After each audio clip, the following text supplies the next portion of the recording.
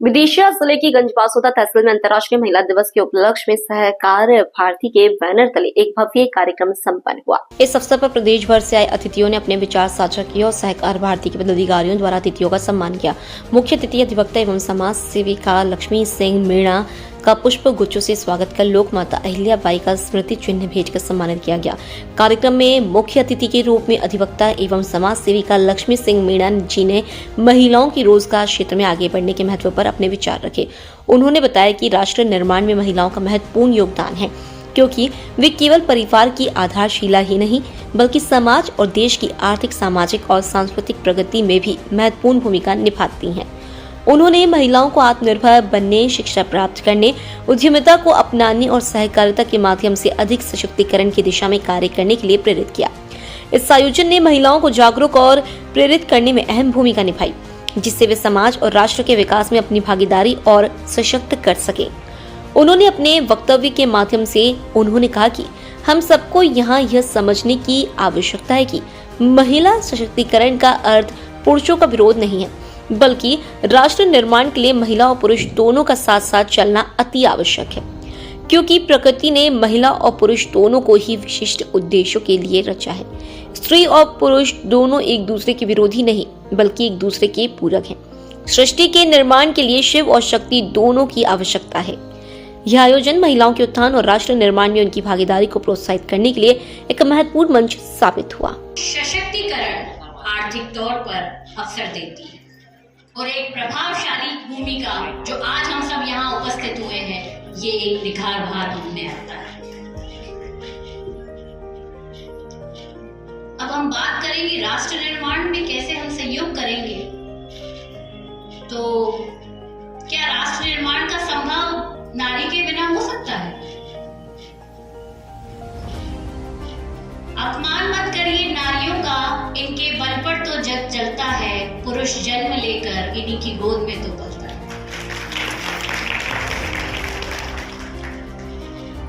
जब तक स्वच्छ अभियान में सरकार नहीं, सड़क पर चलने वाला हर एक नागरिक, हर एक व्यक्ति हाथ नहीं बटाएगा तो हम स्वच्छता कैसे लाएंगे? जब एक गरीब बच्चा केवल मध्याह्न भोजन करने के लिए सरकारी स्कूल की चौखट नहीं चढ़ेगा, वह ज्ञान अर्जन करने के लिए चौखट चढ़ेगा, तब हम राष्ट्र निर्माण कर पाएंगे।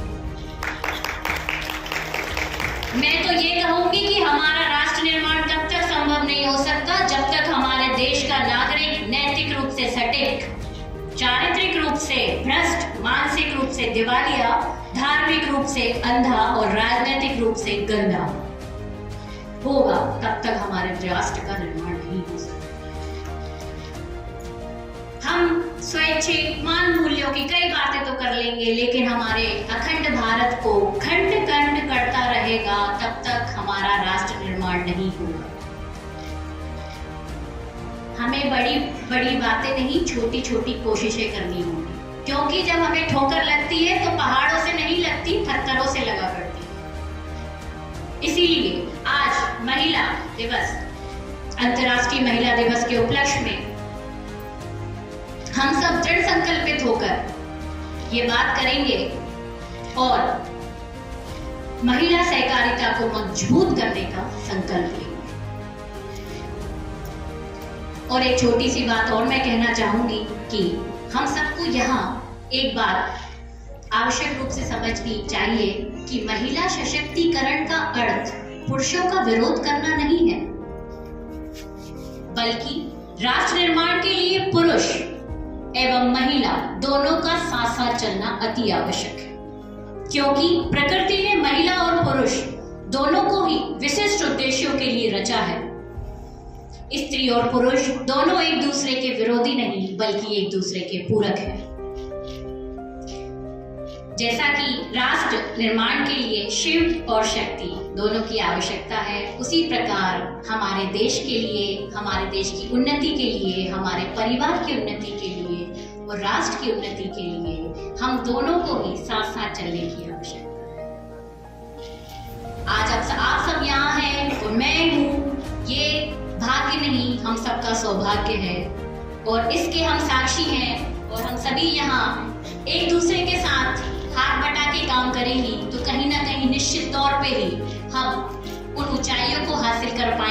सपने हमारे घर की चार दीवारियों में ही हैं।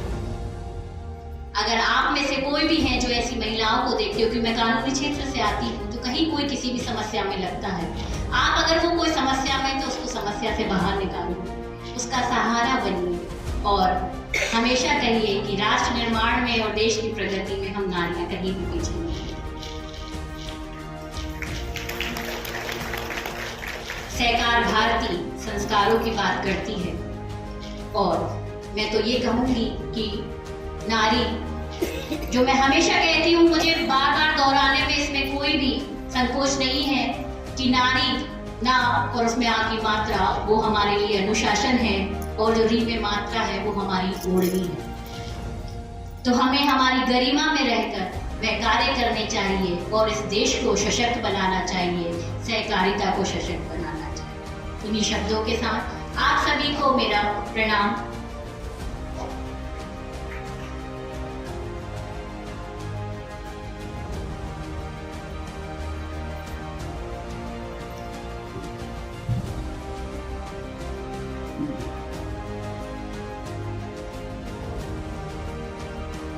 ऐसी मेरी मांग नहीं, ऐसी मेरे श्रोताओं जो मुझे सुन पा रहे हैं और कार्यक्रम में आयोजित हमारी टीम मार्गदर्शन चाहती है, आप सबके लिए मैं हमेशा उपलब्ध हूँ। मैं अपनी बहनों के लिए, अपनी माताओं के लिए, अपने भाई बंधुओं के लिए हमेशा उपलब्ध हूँ। आप तक, बल्कि मुझे आप तक पहुंचने में मार्ग थोड़ा कठिन लगेगा, किंतु आप जब मेरे पास आएंगे तो मार्ग सुलभ लगेगा।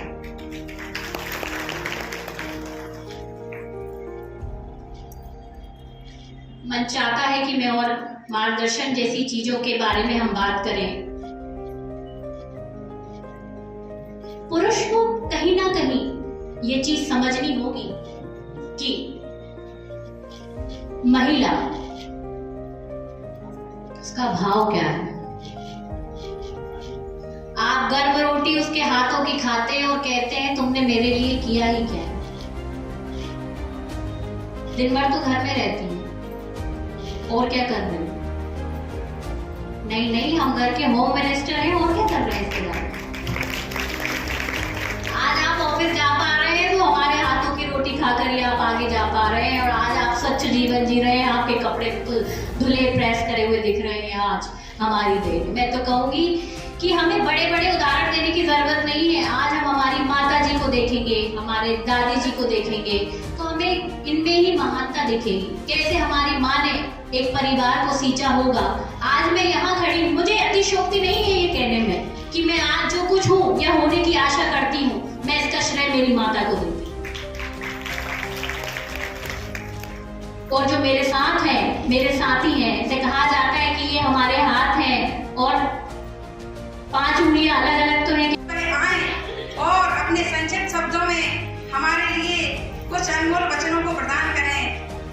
दीदी के लिए जोरदार तालियां।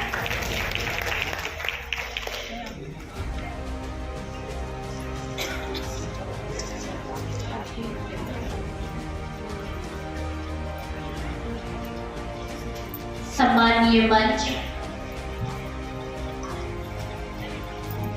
प्रथम पंक्ति से लेकर अंतिम पंक्ति तक बैठे मेरे साथीगण, माता और बहनों को मेरा प्रणाम।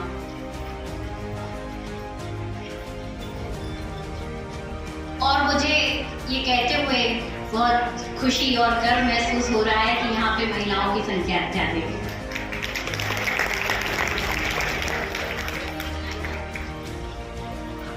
हम यहाँ बात करेंगे नारियों की, और कई हम बात करेंगे और चर्चा करेंगे। मैं भाषण देकर या कुछ और ऐसी कोई चीज नहीं कहूंगी, मैं आपसे और मेरे मन की बात आपसे करूंगी। हमारे परम सम्मानीय राष्ट्रीय गान के रचयिता रविन्द्रनाथ टैगोर जी ने कहा है, महिलाओं की स्वतंत्रता का अर्थ यह नहीं कि वह केवल पुरुषों की नकल करे, बल्कि अपनी पहचान स्वयं बनाए। महिलाओं की स्वतंत्र पहचान तभी हो सकती है जब वे आर्थिक रूप से स्वतंत्र होंगी तभी समाज में, परिवार में उनकी स्वतंत्र पहचान हो सकती है। महिलाओं की स्वतंत्र पहचान, स्वतंत्र अस्तित्व, ये सब प्रदान करने के लिए सबसे सशक्त माध्यम रहा है सहकारिता।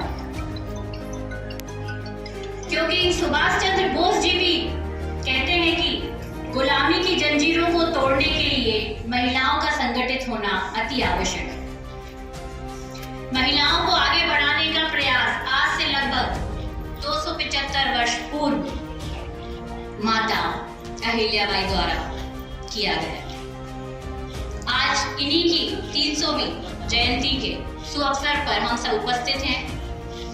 वे न केवल मालवा की महान शासिका थी, बल्कि एक कुशल प्रशासक, जनसेविका और समाज सुधारक थी। इनके शासनकाल को न्याय, सहिष्णुता और विकास के लिए जाना जाता है। इन्होंने समाज में महिलाओं की स्थिति सुधारने के लिए कई महत्वपूर्ण प्रयास किए। जहां आज हम एक छोटी सी विपत्ति या छोटी सी परेशानी को देखते हुए घबरा जाते हैं, इनके साथ इनके पति और ससुर की मृत्यु के पश्चात इन्होंने अपने राज्य की बागडोर संभाली और 30 वर्षों तक कुशल नेतृत्व किया। जैसे कि और जो इनने अपना राज्य चलाया वो एक सहकारी भावना के साथ चलाया। ऐसे ही कई सपने लेकर नारियां अपने घरों से आगे बढ़ती हैं और उनके वो छोटे छोटे सपनों को साकार करने के लिए हम सभी को ऐसी एक अंदर से भावना को जागृत करना पड़ेगा। इन्हीं भावनाओं को जागृत करते हुए सेवा ग्रुप की संस्थापक ईला भट्ट जी, जिन्होंने लेबर महिलाओं को संगठित किया, हम में से ही जिन्होंने लेबर महिलाओं को संगठित किया, उन्हें रोजगार दिया सहकारिता के माध्यम से और उन्हें कानूनी और वित्तीय सहायता दी। इसी में हम आगे चलेंगे। पद्मिनी गोविंदन, इन्होंने डेयरी फार्मिंग खोले। जैसे कि महिलाओं को कहा जाता है ना कि नहीं, डेयरी फार्मिंग खोले, एग्रीकल्चर के माध्यम से महिलाओं को क्या बनाया, आत्मनिर्भर बनाया। कमला श्रीवास्तव, जिन्होंने सहकारी बैंकिंग के माध्यम से सिस्टम को बदला ताकि हमें एक समूह में महिलाएं जो हम एकत्रित होती हैं, हमें लोन प्राप्त हो सके, हमें कोई भी हमारा व्यवसाय कर सके।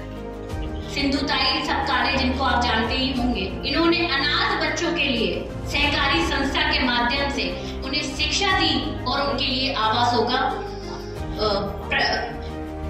प्रोवाइड करा।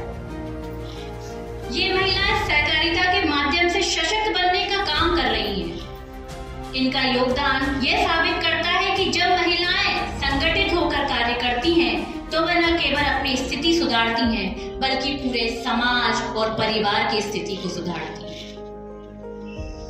क्योंकि सहकारी व्यवस्थाएं महिलाओं को आत्मनिर्भर, सशक्तिकरण, आर्थिक तौर पर अवसर देती है और एक प्रभावशाली भूमिका जो आज हम सब यहाँ उपस्थित हुए हैं, ये एक निखार बाहर हमने आता है। अब हम बात करेंगे राष्ट्र निर्माण में कैसे हम सहयोग करेंगे। तो